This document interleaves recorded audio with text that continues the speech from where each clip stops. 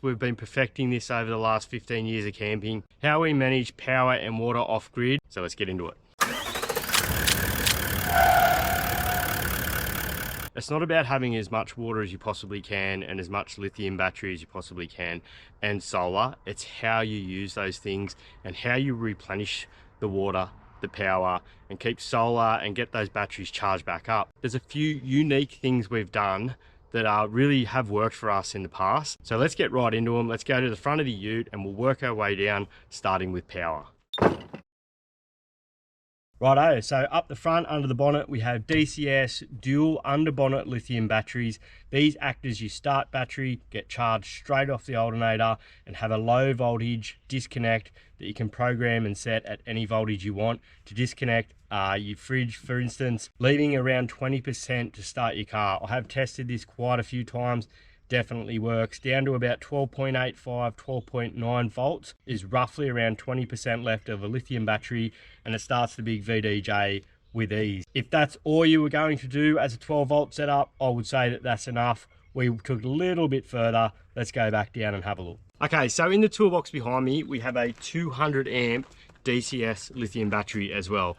And I know what you're saying, that is a lot of money for lithium batteries, and it is. Now, why we have the underbonnet and why we have the 200 is for the simple fact that I really only have that 200 amp battery there to recharge the caravan whilst we are stationary. So if you've ever been camping somewhere and you've got that camper beside you running their car to charge their camper, you'll know how annoying that can be, and it's very inconsiderate to everyone around you. One of the big reasons they're starting to really crack down on people using generators. We go camping for the peace and serenity, so that's how we want to keep it. Now this allows you to charge your caravan, camper, whatever it may be, whilst the car isn't running. So that 200 amp battery I can completely deplete, and I've still got power to run the fridge in the car off the 2 lithium start batteries. So I've got heaps of redundancy in the system. There are a few things you need to consider when setting that up. So the DC-DC charger in your caravan needs to be permanently switched on when plugged into the Anderson plug of your car, which means that Anderson plug on your car that goes to your start batteries needs to have a solenoid connected to your ignition to turn it on and off, so you do not flatten the battery in your car or the start battery in your car when you're stopped whilst the van is hooked up. If you wire it up that way, that means that DC-DC charger is permanently on when plugged into power via the Anderson plug on the drawbar. So it makes this setup really simple. So I've got a really heavy set of wires going to an Anderson plug in the toolbox here, down to the 200 amp battery, of course with an inline fuse. And we also have a shunt in this toolbox, so I know where that battery's at. So if I want to charge the van while we're parked up at camp, it is simple as plugging a lead into that Anderson plug that I've wired purposely to the battery for this, having a nice heavy cable, plugging it in straight onto your drawbar where you would normally plug into your car. DC-DC charger turns on and it is charging the battery in your caravan while you're stationary. Now, why would you do this? When you're camped somewhere and you're doing day trips in your car, you can recharge your caravan of a morning before you leave on a day trip. Whilst you're out driving, your DC-DC charger in your ute is charging your auxiliary battery back here. The start batteries are getting to freshen up as well, so we've got enough power to run the fridge, even if we need that whole 200 amp to recharge the van. The Conqueror Caravan has 300 amps of lithium in it. That is the base package now. Now, if you went back 5 years ago, 300 amps of lithium would be heaps. But look, we're all getting used to it, and we're using more and more 240 volt appliances, me included. I'm guilty of that. I think it's easy and it works really well.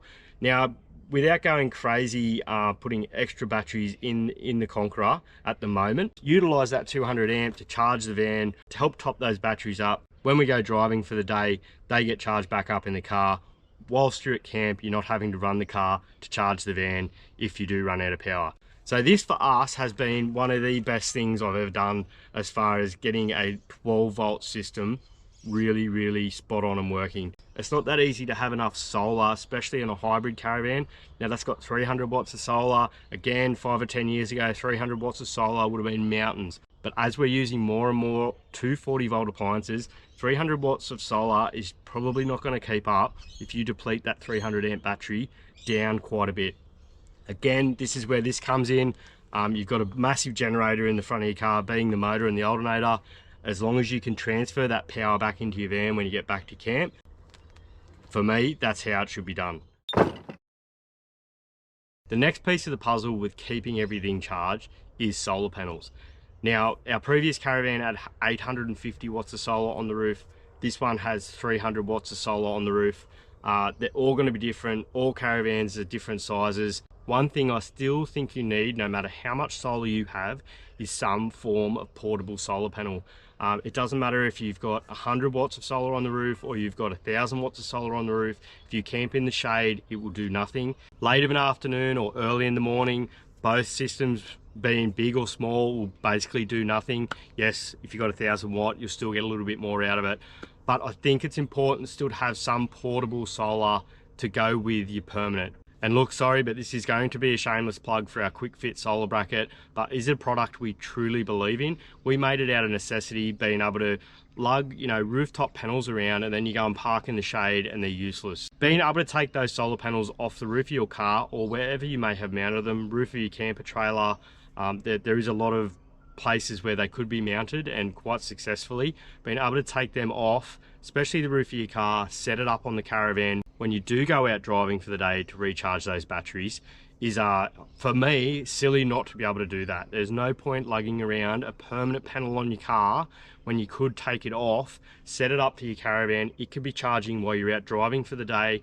You're charging your batteries up in your car, you get back, your van's had a bit of help, you can then use your car to top it up.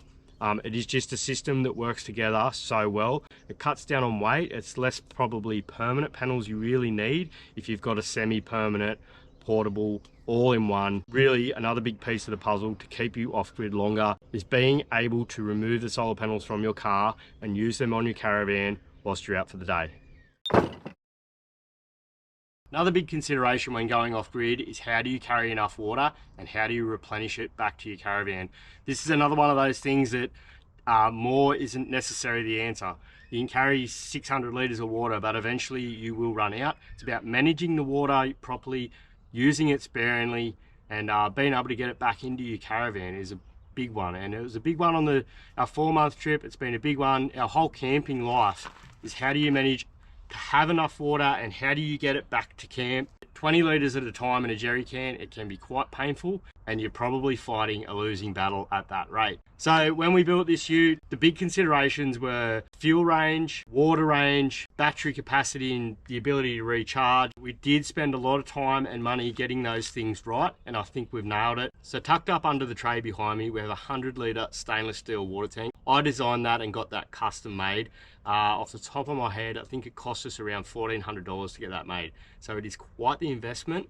Again though, I think it's quite important if you're fair income about camping and touring and getting off-grid for a long period of time. Water for us was a no-brainer.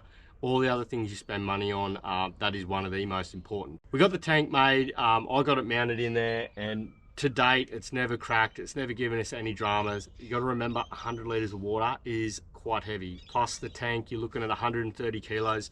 So we really do only fill that tank when we think we need it. There's no point lugging all that water around and all that weight for no reason. So that is something to keep in mind. All these things do add weight, so only take what you need. But that goes along with not putting extra tanks in your caravan that, you probably fill up everything before you leave home, plus the extra weight of those tanks. And then if you've still got no way to refill them while you're camping, to me, they're pointless. So having it in your ute where you can drive away for the day while you're out adventuring, you might find a source of water, you can refill it, and away you go. To go along with that tank, the pump and valve system is really important. Being able to get water back into that tank is as important as getting it out. What I mean by that is this pump setup has a suck from the tank or suck from an external outlet. So we can plug a hose into this bottom fitting here, run it down to a stream, put a filter on it if you want, suck it back into the tank, get back to camp, switch it back over, connect it to the outlet, connect it straight into your van and refill your caravan with water. Really unique use of this was we were camping on the Ivanhoe River, Buttons Crossing, and there were freshwater crocodiles, but there was also saltwater crocodiles in that river. We ran a hose down into the river, another hose back out, gave the kids the nozzle, and they were happy to play under the water, and it really kept us safe because it was bloody hot there. So it was really nice to jump under the nice fresh cold water. It was all fresh water there, so it was really beautiful. And being able to do that and have unlimited water was fantastic. You won't get that opportunity very often, but we were able to do it, so we did it. Being able to, you know, just even put a jerry can on the ground and hook it up and suck from the jerry can rather than trying to hold it up and fill it. Having a good manifold and valve system with your water pump and tank setup is it's a no-brainer. If you're going to go to all that trouble to install a tank, you might as well make it work really well. I will put the parts list below. There's heaps of elbows and it's all John Guest fittings with plastic pipe. They all push together. It's really quite a simple setup. It's mounted on a plywood base and then bolted in the toolbox. There's about 2 bolts. I can undo a couple of the John Guest fittings, which I just push in and that whole system comes out. I'll put it on an Anderson plug so the wiring comes apart. So if you do need to maintain it, it is quite user-friendly and it's easy to work on. So yeah, again guys, I really think this is, you know, a really good way of managing power and water when you're going off grid. It's not about how much you can take, it's about how you can get it back into your caravan. How much did it cost? Let's run through it. Dual batteries under the bonnet, I think they're about $2,500 to $3,000 depending on which kit you get. The 200 amp lithium battery behind me is about $2,500. Tank was $1,400. All the plumbing and manifold was probably $500 or $600. So I'll put the total down below because I haven't been adding it up in my head.